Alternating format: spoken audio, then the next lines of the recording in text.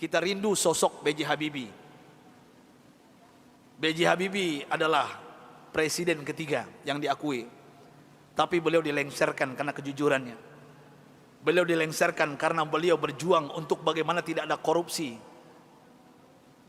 B.J. Habibie adalah orang soleh yang kita tahu dalam sejarah, orang hebat, diakui di dunia walaupun di Indonesia disepelekan. Apa yang beliau lakukan walaupun beliau sudah tiada, meninggal dunia? Indah kisahnya, dan saya pun terinspirasi dengan beliau yang hebat ini. Beliau orang kampung dari Makassar, Parepare, suatu ibu kota hari ini, Parepare. Saya pernah diundang ke sana oleh wali kotanya. Saya lihat patungnya Habibie dan Ainun, dan ternyata beliau orang kampung, orang biasa, orang sederhana. Allah berikan kecerdasan di otaknya. Kenapa? Kita merindukan sosok pemimpin pejabat seperti beliau, yang tidak durhaka kepada orang tuanya, memuliakan orang tuanya, tidak pencitraan belaka.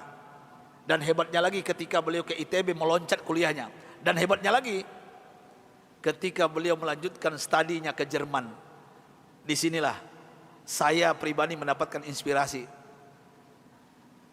Pesawat terbang Bapak Ibu yang kita naik itu, di ketinggian tertentu kalau nggak pas bikinnya bisa retak, Pak. Pesawat itu bisa retak. Siapa yang bisa menyelesaikan itu? B.J. Habibie, Pak. Di dunia yang bisa menyelesaikannya B.J. Habibie. Sampai beliau digelari oleh teman-temannya di Jerman apa? Mr. Crack, Mr. Retak. Bukan retak otaknya, Pak. Nah, pejabat kita yang banyak retak otaknya, Pak. Ini maksud saya apa? Pesawat yang retak itu beliau bisa menyelesaikannya. Ini kehebatan Habibie yang mungkin dilupakan oleh bangsa ini. Tapi ada yang lucu, aneh bin ajaib, ternyata beliau bukan orang tercerdas di dunia.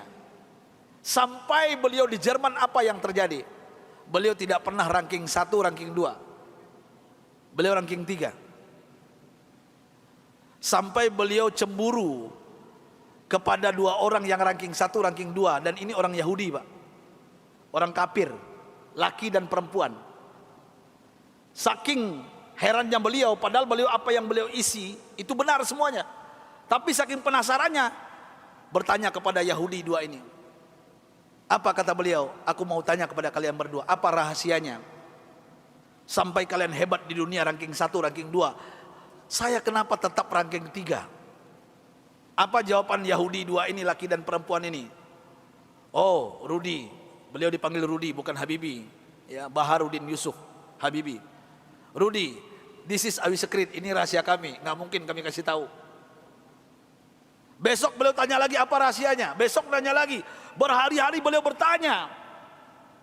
Akhirnya bosan Yahudi 2 ini. Sampai Yahudi ini mengatakan, Bapak Ibu, rahasianya. Come here, Rudi. Sini Rudi, kami mau mengatakan kepada engkau, tahukah engkau rahasia kenapa kami cerdas? Kenapa kami ranking 1, ranking 2 hebat? Apa jawabannya? Ini yang membuat B.J. Habibie malu dan meneteskan air mata. Pahlawan yang hebat ini, ketika Yahudi ini mengatakan, kami di sepertiga malam terakhir, jam 3 bahasa kita di Jakarta, bangun. Setelah itu kami mandi. Setelah mandi kami pakai baju yang wangi. Setelah itu kami ambil Al-Quran. Kami baca Al-Quran. Kaget B.J. Habibie.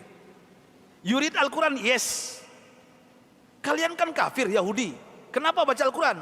Kami yakin dengan Al-Quran. Walaupun kami tidak mempercayai Al-Quran, mempercayai Islam, tapi kami yakin dengan Al-Quran.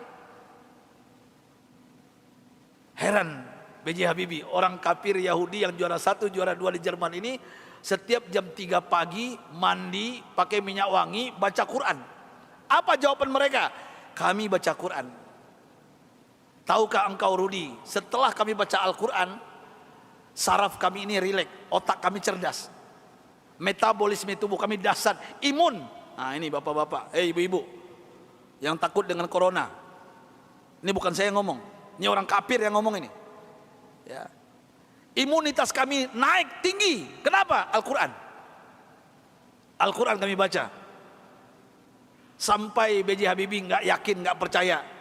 Apa kata Yahudi berdua ini Bapak Ibu? Kalau kalian nggak yakin, silakan. Surah apa? Kami baca. Ternyata Yahudi berdua ini hafal Quran, Pak. Apa saat itu jawaban B.J. Habibie? Thank you very much, my brother, my sister. Beliau pulang ke kosannya, ke kontrakannya. Sampai di kosan di kontrakan beliau sujud menangis. Rasanya tertampar wajah beliau, malu beliau, padahal beliau beragama Islam, orang kafir. Jam 3 bangun mandi baca Quran. Mulai saat itu bapak-bapak dan ibu-ibu, saya ingin berbicara pahlawan satu ini, orang hebat ini. Mulai saat itu mendengarkan rahasia dari Yahudi yang dua ini, apa yang beliau lakukan? Jam 3 pagi beliau bangun, beliau mandi, beliau pakai baju yang rapi, beliau pakai wangi-wangian, beliau sholat tahajud 8 rakaat, witir 3:11 setiap hari. Setelah itu beliau baca Al-Quran sampai menjelang subuh. Kalau orang kafir tadi nggak sholat karena bukan Islam, langsung baca Quran. Dan apa yang terjadi keajaiban, Bapak Ibu yang dimuliakan Allah Subhanahu wa taala. Allahu Akbar. Keajaiban ini terjadi. Semenjak itu, setelah itu B.J. Habibie berubah menjadi ranking 1. Yahudi yang 2 tadi turun ke bawah. Dan orang Yahudi berdua ini menyesal memberikan rahasia kepada B.J. Habibie. Artinya apa? Kalau ingin merdeka kita di Indonesia, jangan tinggalkan Al-Quran. Kalau ingin sukses anak-anak kita, bapak, ibu, cucu kita, sampaikan kepada mereka Al-Quran adalah obatnya.